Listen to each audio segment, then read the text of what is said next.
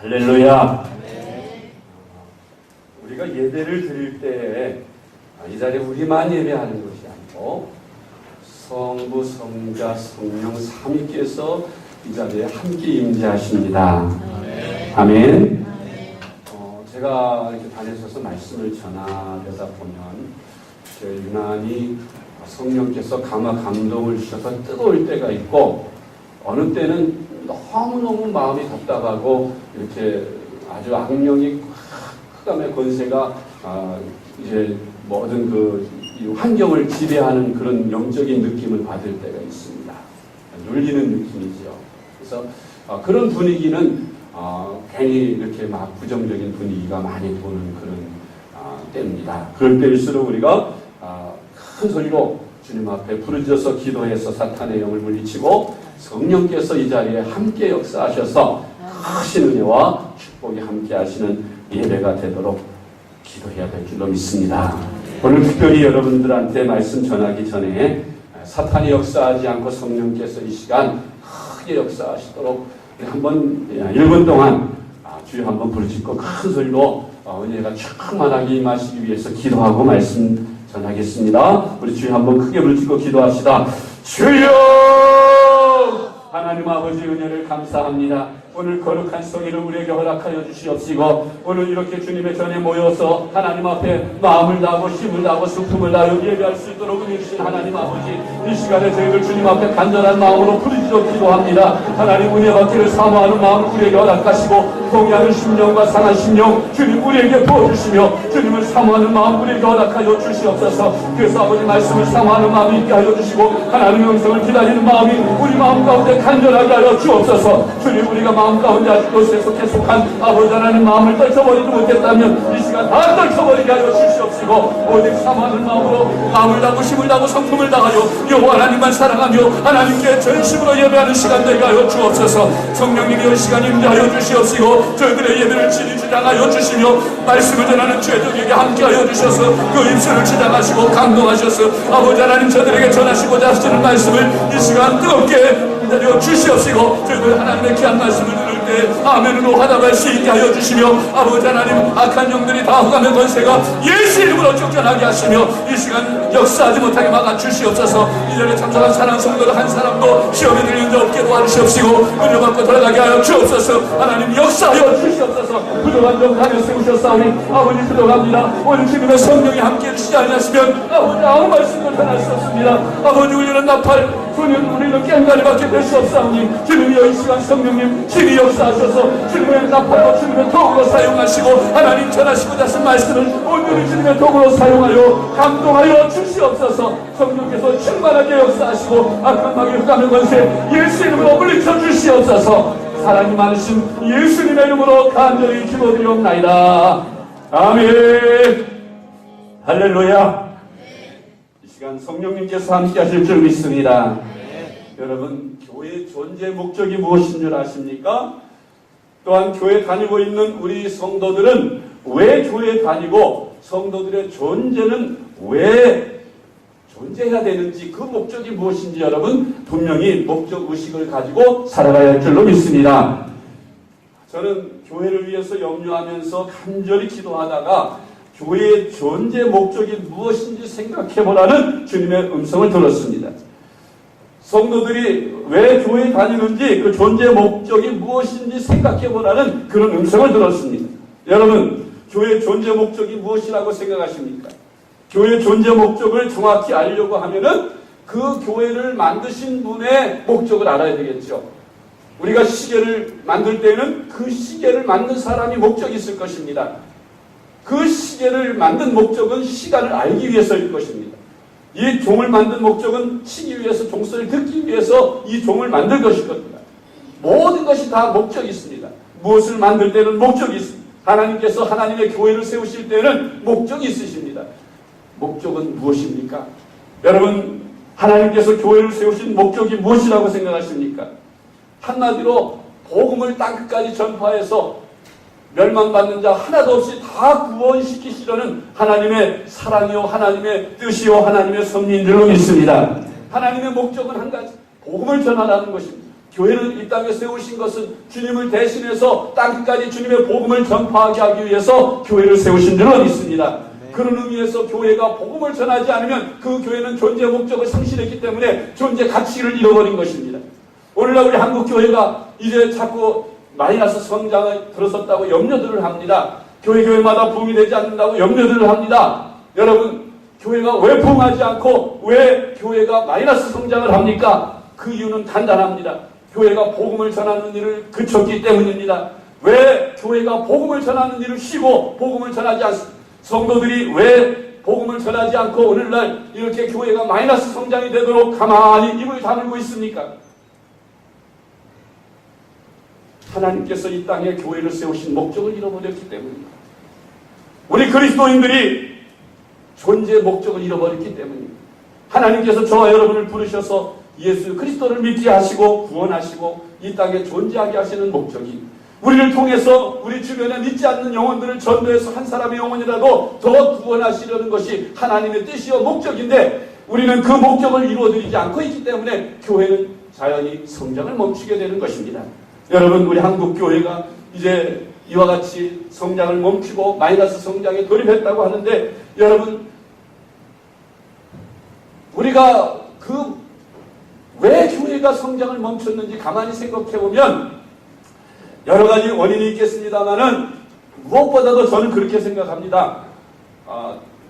60, 70, 80년대로 교회 성장기에는 또 1907년대 우리 한국교회 초기 성장 시대에는 하나같이 성령이 역사하셨습니다. 성령의 역사가 있었습니다.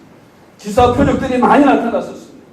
그런데 교회 성장이 멈출 때를 보면은 성령이 역사하지 않습니다. 성령이 떠났다고까지 말할 정도로 성령의 역사가 사라지고 성도들은 냉랭하게 식어져가고 기도를 쉽니다. 기도하지 않습니다. 성도들이 점점점 게을러지고 나태해지고 모이기를 힘쓰지 않습니다. 성령이 충만한 성도들은 모이기에 힘쓰고 기도에 힘쓰고 뜨겁습니다. 그래서 열렬히 전도합니다. 그런데 성령이 떠난 그런 교회에 성령이 떠난 성도들은 전도하지 않습니다. 기도하지 않습니다. 열심히 모이지도 않습니다. 그 영혼이 세속화돼서 경건의 모양은 있으나 경건의 능력은 다 사라져버렸습니다. 그런 교회가 죽은 교회요. 그런 성도가 죽은 성도이기 때문에 그런 교회가 성장할 수 없고 그런 성도들이 온전히 하나님 앞에 쓰임을 받을 수 없는 것이 사실인 것입니다. 여러분, 초대교회가 교회될 때에 어떻게 교회가 시작되었는지 오늘 다시 한번 생각해 보고자 합니다. 여러분, 에베소 교회를 보면은 예수님께서 요한계시록에 에베소 교회를 향해서 말씀하십니다. 에베소 교회에게 너희가 첫사랑을 잃어버렸도다. 첫사랑을 잃어버린 것이 무엇입니까? 오늘날 우리 한국교회가 첫사랑을 잃어버렸습니다. 우리 하나님께서 우리 한국교회 선교사님들을 보내시고 교회가 성장할 때 초대교회는 얼마나 성도들이 뜨겁게 하나님을 사랑했는지 모릅니다. 가난하고 먹고 살기 어렵고 비위생적이고 그때 형편이 아주 형편없었지만 복음을 듣고 그들은 참 열심을 내서 복음을 전하고 열심을 내서 모이기에 힘쓰고 열심을 내서 기도에 힘쓰고 전도에 힘썼던 것을 우리가 볼 수가 있는 것입니다. 여러분, 초대교회에 보면은 예수님께서 이 땅에 오셔서 십자가에 못 박혀 죽으시고 모든 사도들과 그를 따르던 사람들이 다 실망하고 낙심하고 절망했습니다. 자기들 따르는 예수 그리스도가 십자가에 죽어버렸으니 얼마나 낙심이 되겠어요. 그런데 그 예수님께서 부활하셨습니다. 부활하신 예수님, 죽은 사람이 다시 살아났다는 이 사건 앞에서 사도들은 흥분하지 않을 수 없었을 것입니다. 죽었던 예수님이 다시 사망 권세를 깨트리고 부활해서 제자들에게 나타나셨을 때 제자들은 이 사실을, 예수님께서 죽었다가 살아난 이 사실에 대해서 많은 사람들에게 알게 전하고 싶었습니다. 그런데 예수님께서는, 부활하신 예수님께서는 사도들에게 말씀하셨어요. 너희들이 가서 복음을 전하지 말고 아직 너희가 위에서 약속하신 보혜사 성령이 너희에게 임하시기까지는 나가지 말라고 하셨습니다. 왜 나가지 말라고 하셨을까요? 저는 그렇게 생각합니다. 만약에 그들이 예수님의 부활하신 그 사실을 목격하고 나가서 전했더라면 당분간은 뜨거운 마음으로 전했을지 모르지만, 그러나 시간이 지남에 따라서 그 열정은 곧 식어지고 실망감으로 되돌아야 할 것입니다. 예수님께서 그런 사실을 너무나도 잘 아시기 때문에 지속적으로 복음을 전할 수 있도록 하기 위해서는 성령을 받아야 하기 때문에 그래서 성령을 기다리라 하신 것입니다. 초대교회가 세워지기까지는 이와 같이 주님의 말씀이 있었습니다. 성령의 역사가 있었습니다. 예수님께서 500여 명이 지켜보는 가운데에서 하늘로 들려 올라가셨다고 했습니다. 그때 예수님께서 제자들에게 말씀하셨어요. 너희들은 예루살렘을 떠나지 말고 아버지께서 약속하신 보혜사 성령을 기다려라. 예루살렘을 떠나지 말고 기다려라. 그리고 올라가셨어요. 여러분 500여 명이 하나님의 약속을 예수님의 약속을 받았는데 직접 예수님의 올라가는 모습을 눈으로 목격하고도 예수님의 말씀을 순종치 않고 예수님의 말씀을 그대로 따른 사람은 120명밖에 안 됐습니다. 절반이 안 됐어요. 하나님은 항상 하나님의 말씀에 순종하는 자들을 시대마다 사용한 줄로 믿습니다. 그때 그 120명의 사도들과 성도들이 예수님의 말씀을 그대로 믿고 순종하고 예루살렘을 떠나지 않고 예루살렘 안에 있는 마가의 다락방에 모였습니다. 다락방이 작은 것이 아니에요. 성지순례 내보니까 다락방이 우리 교회만이에요. 굉장히 큽니다. 아마 다락방이라고 번역했던 것은 우리나라 옛날 복음이 전해질 때 2층 집이 거의 없었잖아요. 그러니까 2층 집을 아마 우리나라엔 2층 집이 다락이었으니까 그 다락방이라 그렇게 해석을 했던 것 같아요. 아마 번역을 다시 한다면 2층 집이었다고 2층이었다고 얘기하는 게 옳을 것입니다. 120명의 성도들이 열흘 동안 간절하게 예수님께서 약속하셨던 그 성령을 기다렸어요. 기도했습니다. 전심으로 기도했더니 성령께서 마가의 오순절 다락방, 우리가 늘 말하는 마가의 다락방에서 오순절날 성령이 불같이 임하신 것입니다. 사도행전 1장 4절로 5절 사도와 같이 모이사 저에게 분바여 가라사대 예루살렘을 떠나지 말고 내게 들은 바 아버지의 약속하신 것을 기다리라. 요한은 물로 세례를 베풀었으나 너희는 몇 날이 못되어 성령으로 세례를 받으리라 하셨느니라. 사도들에게만 이 약속을 하신 것이 아닙니다. 여러분 오늘날 예수를 믿는 저와 여러분에게도 주님께서 이 약속을 하신 줄 믿으시기 바랍니다. 누구든지 간절히 사모하고 성령의 약속을 기다리라는 거예요. 성령 받기를 기다리라 그랬어요.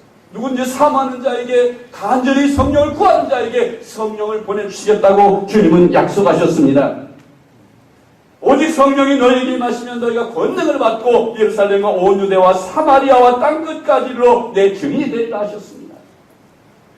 성령을 받아야 권능을 입게 되고 권능을 받아야 세상에서 나가서 당대의 그리스도인답게 능력 있는 그리스도인으로 복음 전하며 살 수 있게 된다는 것입니다. 성령을 받기 전에는 능력이 없어요. 예수님을 3년씩이나 따라다니면서 눈으로 보고 귀로 듣고 손으로 체험한 제자들이 예수님 막상 잡혀서 십자가에 못 박힐 때 어땠습니까? 다 뿔뿔이 도망갔습니다. 두려워했습니다. 예수님을 부인했습니다. 우리가 아무리 육체적으로 체험을 하고 눈으로 보고 귀로 듣고 목격을 할지라도 과거에 그런 체험으로 신앙생활을 시작했을지라도 여러분이 성령을 받지 않으면 그런 위기에 처하면 주님을 모른다고 부인하고 세상 유혹에 넘어질 수밖에 없습니다. 그러므로 성령을 받아야 우리가 참된 그리스도인다운 삶을 살 수 있게 되는 줄 믿으시기 바랍니다. 먼저 성령을 받아야 돼요. 우리가 그리스도인으로 그리스도인 되기 위해서는 성령을 받아야 됩니다. 권능을 힘입어야 됩니다. 그래야 참된 그리스도인으로 살 수 있는 것입니다. 예수님께서는 부활을 목격한 사도들에게 이제 곧 가서 바로 복음 전하라고 하시지 않고 내 부활을 전하라고 하시지 않고 성령을 받고 난 다음에 하라고 했습니다. 오늘날 우리도 마찬가지입니다. 내가 예수를 알고 복음을 알고 구원을 받은 체험이 있을지라도 바로 나갈 수가 없는 것은 성령을 받아야 권능을 힘입고 담대히 목숨 걸고 전할 수 있기 때문인 것입니다. 사도행전 1장 14절에 보니 여자들과 예수의 모친 마리아와 예수의 아우들로 더불어 마음을 같이하여 전혀 기도에 힘쓰니라. 성령은 간절히 사모하고 간절히 부르짖어서 기도하는 자들에게 임하시는 줄 믿으시기 바랍니다.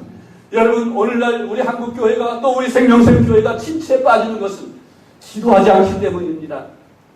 기도하지 않으면 악한 영이 지배합니다. 공중권세 잡은 자들이 공중을 지배해서 사람들의 마음속에 부정적인 의식을 사로잡습니다. 안 돼, 못해. 절망적인 마음을 심어줍니다. 여러분, 기도하면 성령이 충만하게 임하시면 사람들이 담대해집니다. 핍박이 와도 죽음 앞에서도 두려워하지 않게 됩니다. 열심히 복음을 전하게 되어 있는 것입니다. 여러분, 성령을 사모하는 기도의 불이 꺼지면, 우리가 성령을 불로 표현한다면 그 불을 사르는 것은 기름입니다. 그 기름은 무엇입니까? 바로 기도인 것입니다. 교회의 기도의 불이 꺼지면 성령의 불도 꺼지는 것이에요. 여러분, 우리가 기도해야 될 줄로 믿습니다. 열심히 모여서 기도해야 합니다. 초대교회가 그렇게 사도들의 손길을 통해서 기사와 표적이 많이 나타나고 능력이 나타난 것은 성도들의 열심히 있는 기도도 날마다 성전에 모여서 기도하기를 힘썼다고 했어요. 매일매일 모여서 기도했다고 했어요. 뜨겁게 기도했다고 했습니다. 기도할 때 성령의 역사는 나타나는 것입니다. 기도가 꺼지면, 기도의 기름이 꺼지면 불도 꺼지는 것이에요. 여러분, 우리가 다시 기도할 수 있는 저와 여러분 될 수 있기를 바랍니다. 뜨겁게 모여서 기도하고 모이게 힘써야 합니다. 세상 일이 아무리 바쁘고 할 일이 많다 해도 기도하는 일보다 우선될 수 없는 것입니다. 바쁜 중에도 우리가 열심히 나와서 기도해야 할 것입니다. 성령의 충만함을 유지하기 위해서, 복음을 땅끝까지 전하기 위해서, 우리 교회의 부흥과 발전을 위해서, 우리 가정의 사탄의 역사를 물리치고 성령이 함께 하시는 그런 교회가 되기, 그런 가정이 되기 위해서 우리는 날마다 하나님 앞에 나와서 부르짖어 기도하는 기도가 있어야 하겠습니다. 기도하지 않는 성도들에게는 성령의 불이 꺼짐으로 시험에 쉽게 흔들리고 쉽게 넘어집니다. 조금만 시험이 와도 흔들립니다. 우리의 신앙이 얼마나 연약합니까? 거룩한 성의를 휴가철이라고 해서 이렇게 교회 자리가 많이 빌 정도로 이렇게 움직이는 신앙으로 예수 믿으면 죽인다고 하면 그래 교회 나오겠습니까? 그런 신앙 가지고 우리가 핍박과 환난 시기에 과연 이길 수 있겠느냐는 것이죠. 적어도 초대교회 성도들은 죽인다 그래도 우리가 너희 말을 듣는 것이 옳은지, 하나님의 말씀을 듣는 것이 옳은지 너희 스스로 판단하라고 하면서 죽일 테면 죽이라고 했습니다. 그런 담대한 믿음이 어디서 생겨졌어요? 성령의 충만함에서 생겨진 줄로 믿습니다. 우리의 연약한 신앙, 세상에 조금만 일 있어도 흔들리는 신앙, 그런 신앙 가지고는 우리가 참으로 그리스도인다운 능력 있는 참된 삶을 살아갈 수가 없는 것입니다. 성령을 받아야 합니다. 이제라도 우리 교회가 부흥되어지고 우리 가정이 부흥되어지고 또 우리 나라 민족이 부흥되어지고 우리 한국교회가 살려면 우리 한국교회 부흥운동이 일어나야 합니다. 기도운동이 일어나야 합니다. 회개운동이 일어나야 합니다. 성령운동이 일어나야 합니다. 그래야 교회가 살고 민족이 살고 우리 한국교회가 살고 여러분 가정이 사는 줄 믿으시기 바랍니다. 사도행전 2장 1절로 사도를 말씀합니다. 오순절날이 이미 이름에 저희가 다 같이 한 곳에 모였더니 호련히 하늘로부터 급하고 강한 바람 같은 소리가 있어 저희 앉은 온 집에 가득하며 불의 혀같이 갈라지는 것이 저희에게 보여 각 사람 위에 임하여 있더니 저희가 다 성령의 충만함을 받고 성령이 말하게 하심을 따라 다른 방언으로 말하기를 시작하니라. 성도들이 다 방언을 말했다고 했습니다. 120명의 성도들이 다 방언을 말하며 나가서 담대히 복음을 전했다고 했습니다. 여러분, 기도해서 성령의 체험을 가지시기 바랍니다. 방언도 하고 예언도 하고 또 방언 통역도 하고 또 신의 은사도 일으키고 또 여러 가지 많은 은사들이 있는데 그 은사들을 받으시기를 바랍니다. 성령의 충만함을 힘입어야 삽니다. 지금 사탄이 온 마지막 때가 된 줄로 알고 할 수만 있으면 택한 자도 미혹하려고 우는 사자처럼 여러분 주의를 맴돈다고 했습니다. 정신을 차려야 삽니다. 그렇지 않으면 시험, 환난, 사탄이 유혹해는 그 유혹에 다 뻥뻥 넘어지고 말 것입니다. 이렇게 성령 받은 120명의 성도들이 곧 초대교회의 최초의 성도들이었습니다. 성령을 받은 성도들은 어떻게 하였습니까?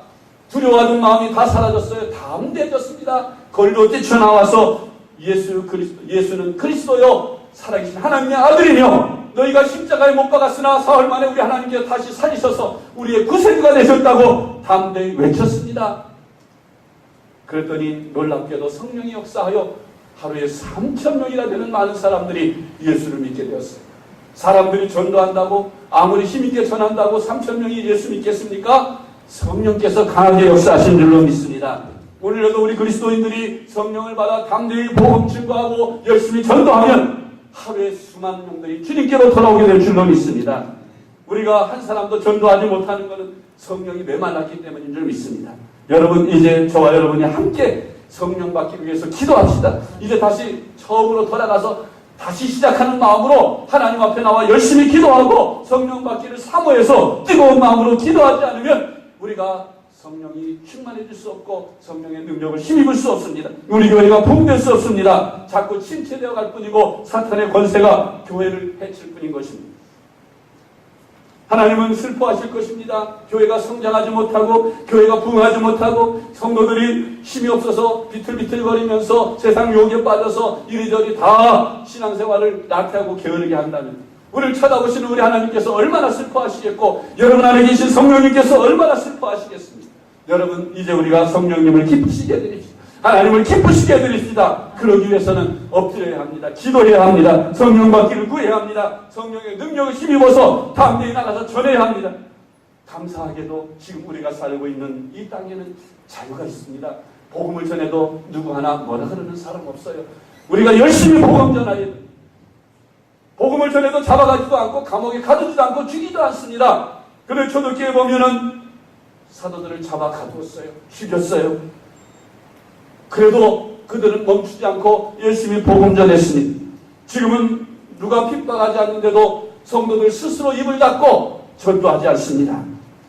이래가지고는 하나님의 나라가 확장될 수 없고 하나님의 뜻이 이루어질 수 없고 교회가 성장될 수 없는 것입니다.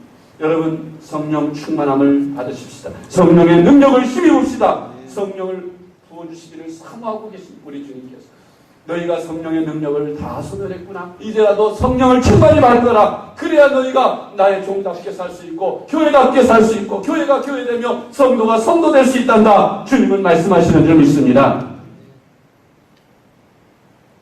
초대교회가 그 핍박 중에도 복음을 전할 수 있었던 것은 성령에 따르는 표적 때문이라고 믿습니다. 성령이 저들과 함께 하심으로 많은 기사와 표적이 나타났습니다. 마가복음 16장 17절로 18절에 믿는 자들에게는 이런 표적이 따르니 곧 저희가 내 이름으로 귀신을 쫓아내며 새 방언을 말하며 뱀을 짚으며 무슨 독을 마실지라도 해를 받지 아니하며 병든 사람에게 손을 얹은 즉 나으리라 하시더라. 여러분 예수님께서 살아계셔서 복음 전하시고 앉은 맹인을 일으키시며 죽은 자를 살리시고 귀머거리 귀를 열어 듣게 하시고 눈먼 소경 눈을 뜨게 하시고 앉은 매 일으키시는 그런 많은 기적들을 행하셨다는 것 성경에 기록되어 있는데 아무리 성경에 기록되어 있을지라도 그 2000년 전에 일어난 일 삼국지와 뭐가 다릅니까? 어떻게 믿을 수 있습니까? 믿을 수 있는 것은 오직 성령이십니다.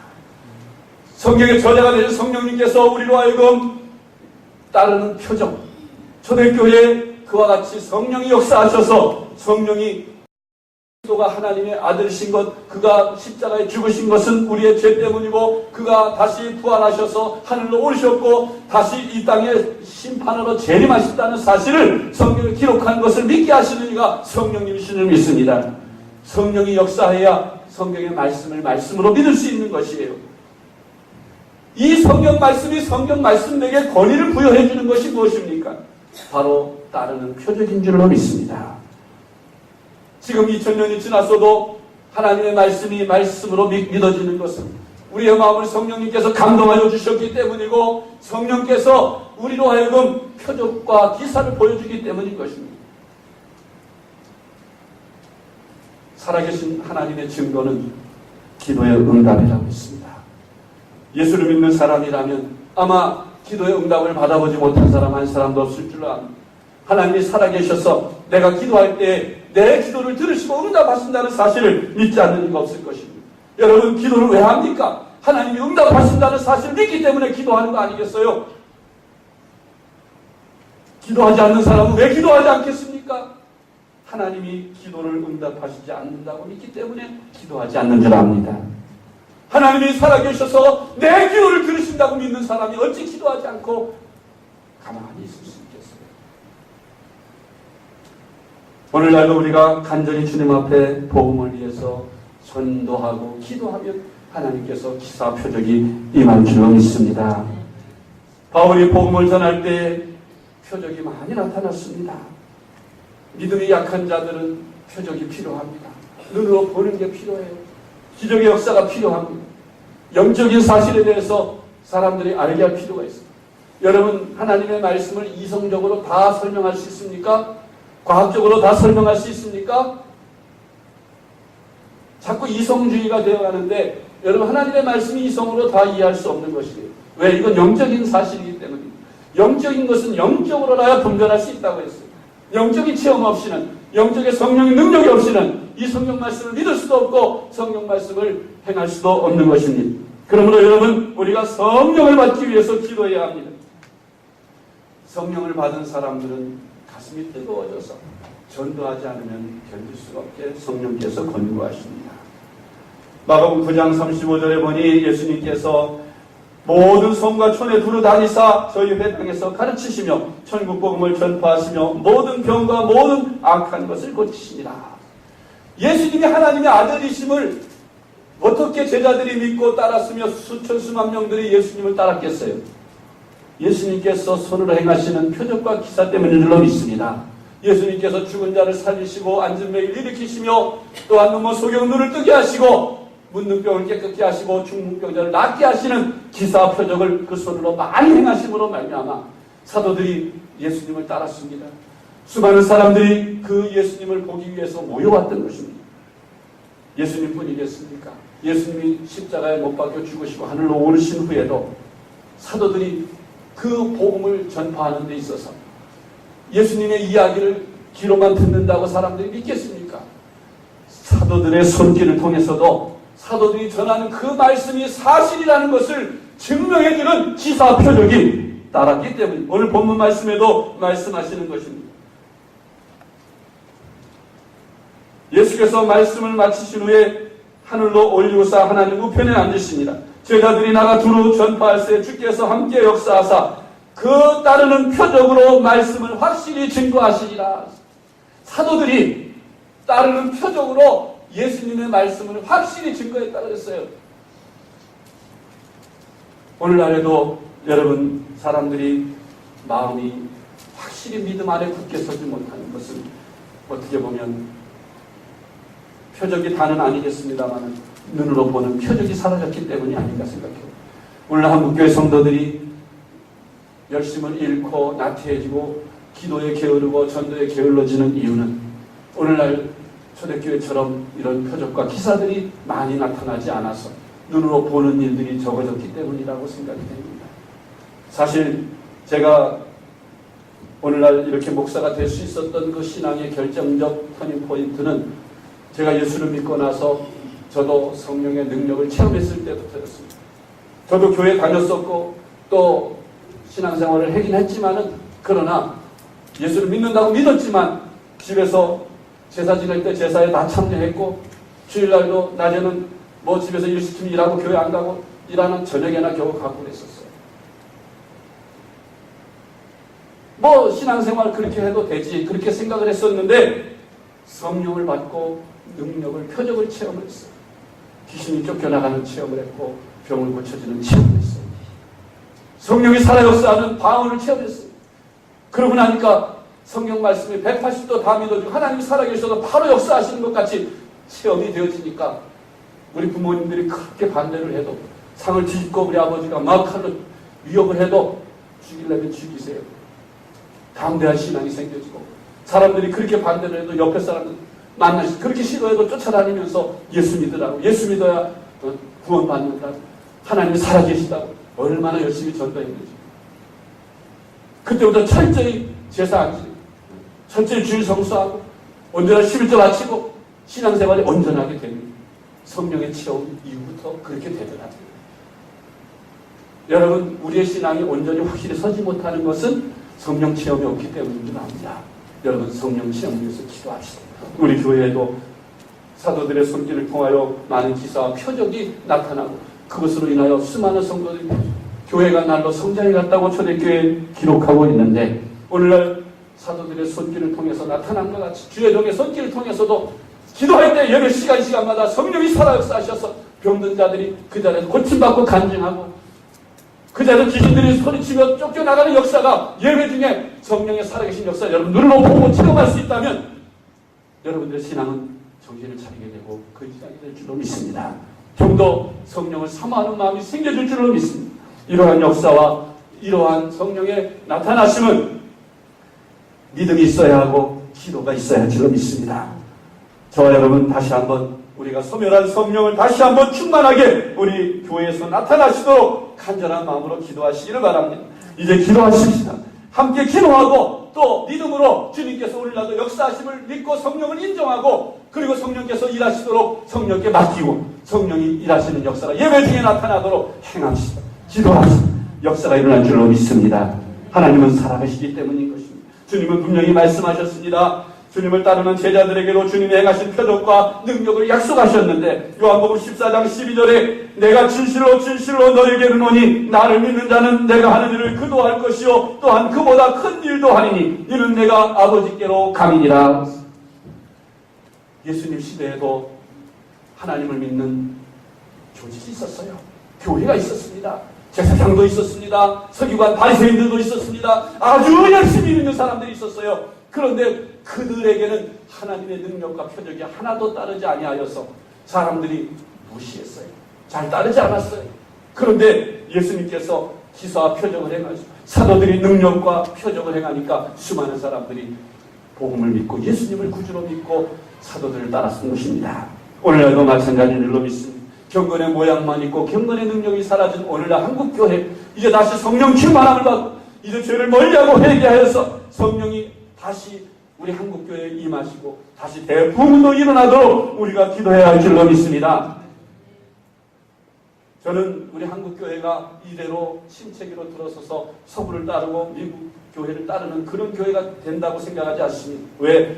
기독교 역사적으로 볼 때 미국 교회가 침체될 때 모디를 통해서 다시 재부운동이 일어났고 저 서구 유럽 교회들이 침체될 때 하나님께서 그때마다 여러 하나님의 종들을 통해서 대부흥운동이 다시 한번 회개운동이 일어나고 성령운동이 일어나서 부흥운동이 다시 활발하게 부흥됐던 그런 역사들이 많이 있기 때문에 우리 한국교회도 지금 타락하고 부패한 이 세대에 적당히 형식주의로 믿는 이 세대에 이제는 다시 한번 하나님께서 기회 들어 쓰시는 주의 종들이 나타날 줄로 믿고 성도들이 나타날 줄로 믿습니다. 그래서 다시 한번 부흥의 불길이 활활 타오르는 역사가 일어나게 될 줄로 믿습니다. 형식으로 믿는 그런 형식이 사라지고 정말 하나님 앞에 목숨 걸고 복음 전하며 주님의 복음을 위해서 열심히 전도하는 사람들이 많이 생겨지고 성령의 역사가 많이 나타나는 그런 일들이 일어날 줄로 믿습니다. 우리 한국교회가 왜 오늘날 이렇게 성령이 소멸되었는지 저는 가만히 기도하며 생각해 보니까 오늘날 우리 한국교회가 이렇게 된 데 한 가지 원인이 있는데 그 원인이 뭐냐? 너무 이단화하는 그런 이단으로 정죄하는 일들이 많이 생겨져서 그렇다고 생각합니다. 물론 신학적으로 맞지 않는 부분도 있고 잘못된 부분들도 있습니다. 우리 한국교회도 이제 초대교회로부터 많은 은사들이 임해서 초대교회부터 병 고치는 은사를 가진 사람들이 이곳저곳에서 많이 병 고치는 역사를 행하고 그걸 통해서 복음 전하는 사역들을 했었습니다. 또 귀신 쫓아내는 역사도 이곳저곳에서 수많은 여러 목사님들에게서 나타나고 또 권능이 나타나고 그런 역사들이 많이 일어났었습니다. 그런데 어느 때부터인가 그러한 목사들은 다 이단으로 정죄되고 성령의 능력을 행하기만 하면 이단으로 정죄해서 이제는 교회에서 목사님들이 그런 일들을 행하는 걸 두려워합니다. 마치 성경에 있는 말씀인데도 불구하고 귀신 쫓아내면 이단같이 그렇게 이상한 눈으로 보는 풍조가 성도들에게까지 다 미쳐졌어요. 방언하고 예언하고 교회에서 성령운동하면 저 이단 아니야 하는 그런 풍조가 한국교회에 어느 틈인가 자리 잡아버렸어요. 그래서 교회가 냉랭해졌습니다. 기사와 표적을 행하는 그런 일들이 죽어졌고 그런 기적을 행하는 곳은 이단으로 다 정결해버렸어요.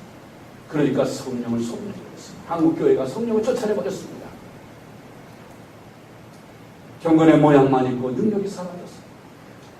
성령의 능력이 사라지니 교단의 목사님들은 서로 교권주의로 싸우기만 하고 갈라지고 분열되어지고 세상 사람들도 욕이 나고 교회 성도들은 교회 성도들대로 하나님의 복음 전하는 사명 땅까지 복음 전하는 일에는 관심이 없고 교회에서 네가 오느냐 내가 오느냐 패를 나눠서 싸우고 다투고 몽둥이질하고 세상에 이런 모습만 비치니까 세상 사람들도 이제는 교회를 염려하고 근심하게 되고 있습니다.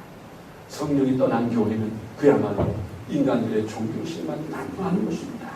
여러분 우리 한국교회가 회개해야 됩니다. 성도들이 회개해야 됩니다. 성경 말씀으로 그대로 믿고 하나님께서 옛날이나 오늘날이나 동일하게 역사하시는 것을 믿으며 오늘날 우리 교회로부터 시작해서 우리 한국교회가 하나님 앞에 회개하고 이제 성령의 역사를 다시 한번 사모하며 성령께서 초대교회에 나타났던 그 표적과 기사 오늘날에도 나타나도록 간절히 사모하며 기도하며 주님께 사모하는 마음으로 구해야 될 줄로 믿습니다. 이렇게 할 때 우리 성도들이 힘이 나서 나가서 마귀와 싸워 승리하고 복음 전하고 하나님의 나라 확장을 위해서 생명 걸고 재산 바치고 열심을 다해서 충성 봉사하게 될 줄로 믿습니다. 초대교회 이렇게 열심히 복음 전하고 교회가 막 3,000명, 5,000명, 10,000명, 20,000명 막 셀 수 없이 늘어나니까 그것을 가장 두려워하는 자들이 누구였겠어요? 사탄이었겠죠. 사탄이 교권주의자들, 당시 제사장과 서기관, 바리새인 그 정권과 함께 잠고 있던 그들이 사도들을 다 권세로 잡아다가 정치 권세로 잡아다가 사도 가운데 야고보 사도를 목베어 죽이고 그리고 베드로라든지 다른 사도를 옥에 가두었습니다. 그러면서 교회를 위협하고 교회가 복음 전하지 못하도록 방해하였습니다. 사도행전 4장 18절 19절을 보니 그들을 불러 경계하여 도무지 예수의 이름으로 말하지도 말고 가르치지도 말라 하니 베드로와 요한이 대답하여 가로되 하나님 앞에서 너희 말 듣는 것이 하나님 말씀 듣는 것보다 옳은가 판단하라. 죽여도 좋다 이거죠. 감옥에 갇혔어요. 죽였어요. 그래도 두려워하지 않았습니다. 그랬더니 성령께서 천사들을 보내서 베드로를 옥에서 건져냈고 교회는 더욱더 부흥하며 발전했습니다. 예루살렘 교회가 핍박을 받자 예루살렘 교회에 있던 성도들이 세계 각처로 흩어졌는데 성도들이 가는 곳마다 복음을 전했습니다. 성령 충만한 성도들이 세계에 흩어져서 복음을 전하는데 가는 데마다 교회가 세워졌습니다. 그 중에서 대표적인 곳이 바로 사마리아 지방인데 거기는 빌립 집사님이 가서 복음을 전하니까 그에게 많은 표적과 기사가 따랐다고 했어요. 수많은 병자들이 고침을 받고 귀신들이 쫓겨나가면서 역사가 일어났습니다. 심지어는 박사들 또 그 요술하는 마술사들까지도 회개하고 예수를 구주로 영접하는 역사도 일어난다고 말씀하고 있는 것입니다. 여러분 성령이 충만해져야 합니다. 교회가 성령 충만함을 사모해야 하고 성령이 임하셔서 일하시도록 성령께 내어드려야 합니다.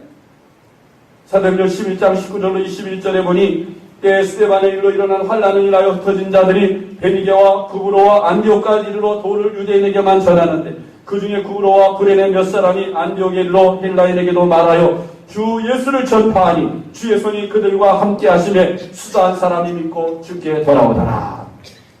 이방인에게도 복음이 전해지기 시작했다고 했습니다. 여러분 우리가 정말 주님의 복음을 들고 땅까지 전파하려면 성령을 받아야 할 줄로 믿습니다.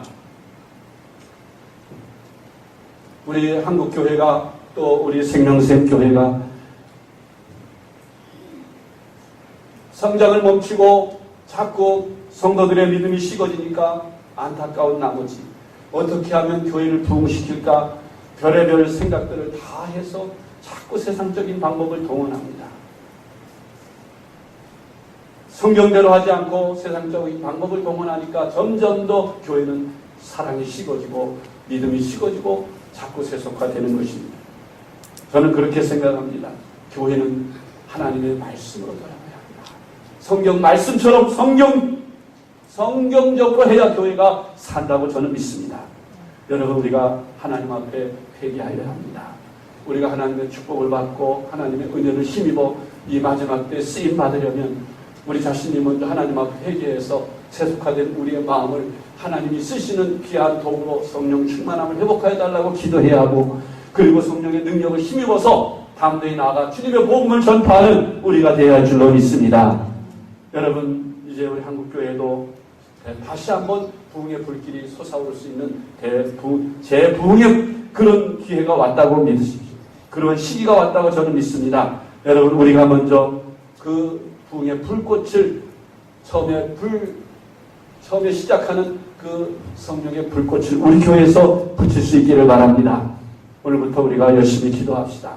이 무더운 여름 날씨에 성령의 뜨거운 불길이 우리에게 임하여서 정말 뜨겁게 성령 충만함을 힘입어서 나가 복음 전하는 우리가 되고 이 불길이 우리 이웃 교회들에게 붙고 우리 한국 교회에 헐헐 타올라서 곳곳에서 주님의 복음이 전파되고 세계 복음화를 이루는 이 마지막 시대에 하나님의 뜻이 우리 한국 교회를 통해 일어나도록 우리 함께 기도하고 사모하는 마음으로 초대교회 같이 성령 충만함을 받는 그런 교회가 되기 위해서 기도하기를 제안하며 기도드리겠습니다.